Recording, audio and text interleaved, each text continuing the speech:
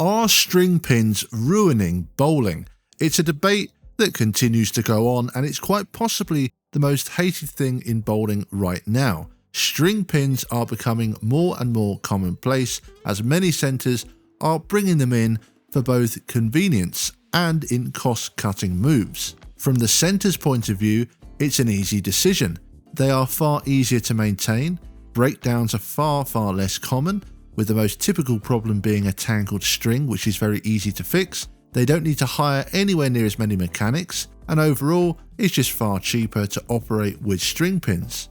It's also become a lot harder to find mechanics who can work on freefall because so many have worked only on strings. Clearly, there are so many advantages for the bowling centres to go ahead and make their centre strings. I've bowled in a string centre before where there didn't even need to be a mechanic on in the evening for league, as if there were issues such as a tangled string, one of the regular staff members knew how to fix it. Now, that absolutely sucks from a job creation point of view, but it does save the centre a lot of money, and unfortunately, it is a business. But what about from the bowler's point of view? Well, it certainly is not the same. There's a number of differences. The pins don't fall in the same way, it can have an impact on spare shooting, and obviously any bowler is going to choose freefall over strings every single time. One of the main controversies, if you like, from 2025 was the PBA bowling on strings on a telecast for the first time ever. This was during the PBA All-Star weekend, so we saw the one-handers versus two-handers event and the strike derby on strings. However, you have to think there is a possibility that we could soon see a televised title event on strings. But are strings really ruining bowling? Let's dive into it a little bit more. In terms of the bowler's experience, much of it depends on the type of strings being used. Some can mimic freefall fairly well, and it can be a reasonably okay experience. The worst part, I would say, is the carry. Generally, on most string pins, it seems to be harder to carry. Now, that's not necessarily a bad thing because it forces you to be more accurate and to learn the best way to hit the pins. But for some bowlers, that's obviously frustrating and it takes some adjustment. I think the biggest problem is on some string pin setters, you can get a lot of string interference. And I think that has to do with how tight the strings are.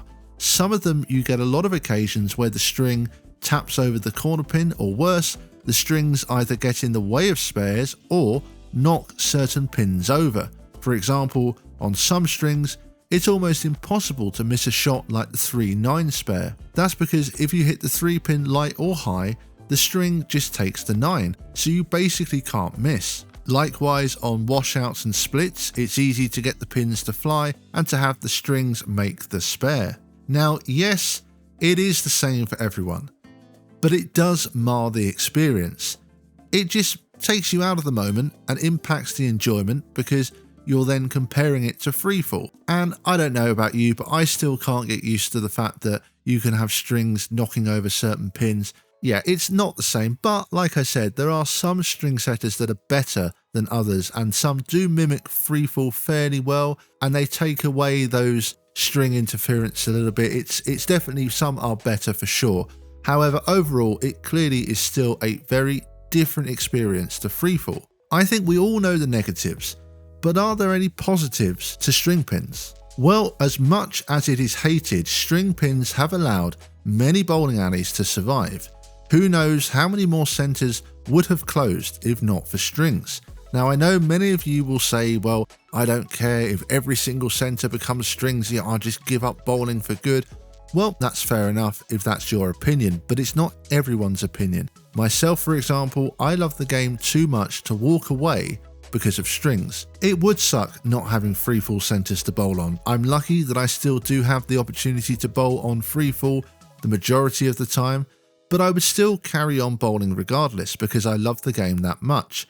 Without strings, who knows how many places would be without bowling alleys completely, and that of course would be a extremely bad thing for the sport. I personally would rather see a string pin centre close by than having the next nearest centre 2 or 3 hours away from me. Can bowling on strings actually improve your game though? Well, I think it can. I think it can teach you to be a more accurate player and to focus on how your ball is hitting the pins. As I mentioned, it is harder to carry on strings. It is an adjustment, and I think if you use string pins as your practice center, where you focus on things like ball motion, entry angle, where your ball finishes, etc., it's going to help your game out a lot. So if you find yourself bowling league on string pins, try and look at the positives. Try and use it as a learning opportunity to improve your game. You might just be thankful that you did.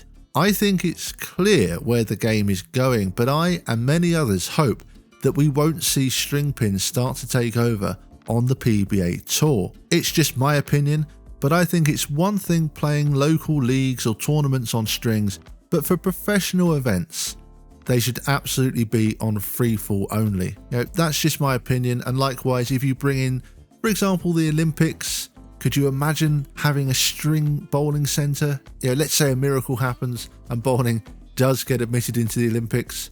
Could you really imagine it being on strings? I don't know.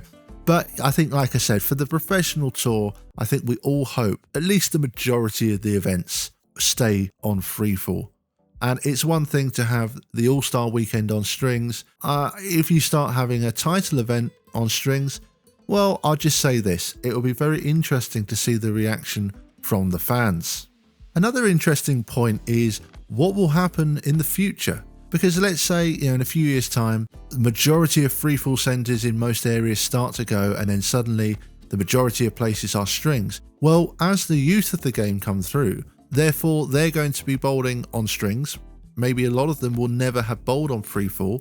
And then suddenly you have a situation where the old guys, are leaving the game because of the string pins, and then it's all that the youth know.